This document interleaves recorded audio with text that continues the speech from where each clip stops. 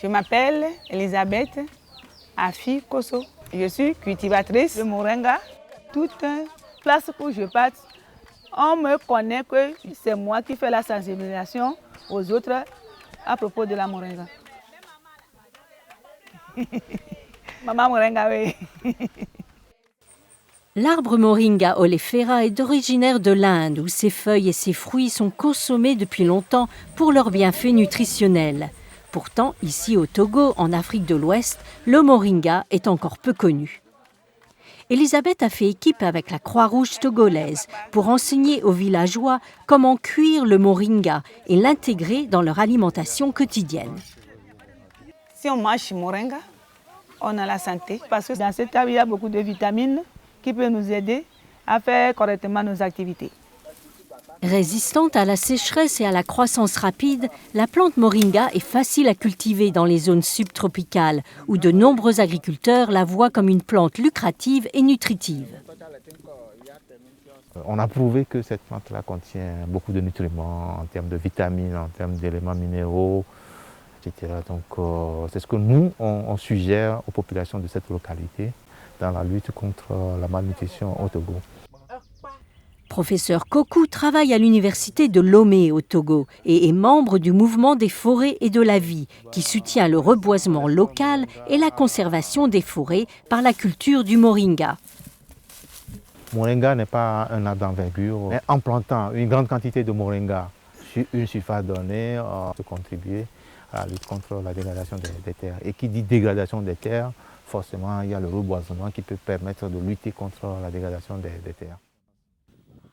Dans les 60 dernières années, le Togo a perdu plus de la moitié de ses couvertures forestières. Son taux de déforestation reste parmi les plus élevés en Afrique, un taux si élevé que cela peut conduire à la disparition permanente des forêts.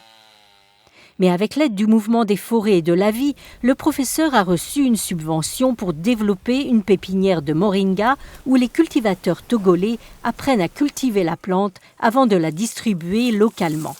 Un jeune agriculteur supervise les opérations au jour le jour. Je me nomme Adevou Komlan Eric. J'ai commencé à planter moi-même des arbres pour qu'on puisse avoir un peu de forêt qui se sont perdues. Donc aujourd'hui, j'ai au moins 3 hectares de plantation de moringa. Chez moi à la maison, moi, ma femme et mon enfant, on aime tous les plats du moringa. Parce que dès la naissance de mon enfant, Maxwell, je lui donne chaque jour. Avec du temps, j'ai vu que l'enfant devient de plus intelligent et habile en tout ce qu'il fait. Ça a amélioré beaucoup la santé de toute la famille. La nutrition, c'est extrêmement important, notamment quand il s'agit d'alimenter les enfants. Elisabeth Sapchet est directrice du Programme alimentaire mondial des Nations Unies au Togo.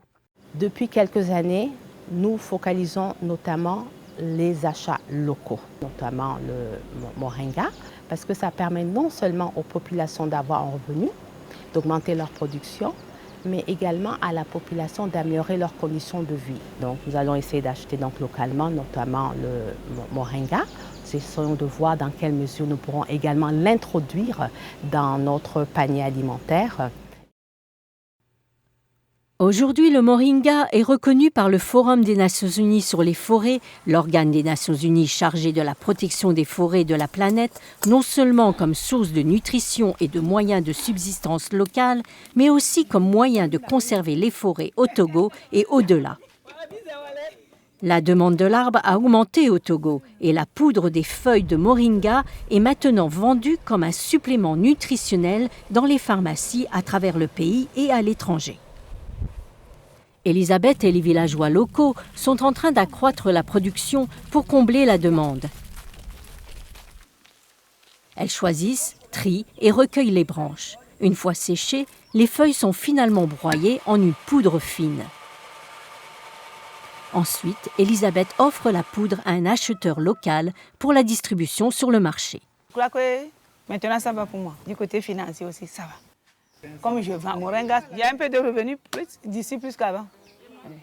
C'est pour dépanner les enfants, aller à l'école pour les besoins d'argent, mais c'est rapidement, je fais ça. Et puis je suis à l'aise. Bonne nouvelle à la fois pour les habitants et leur forêt.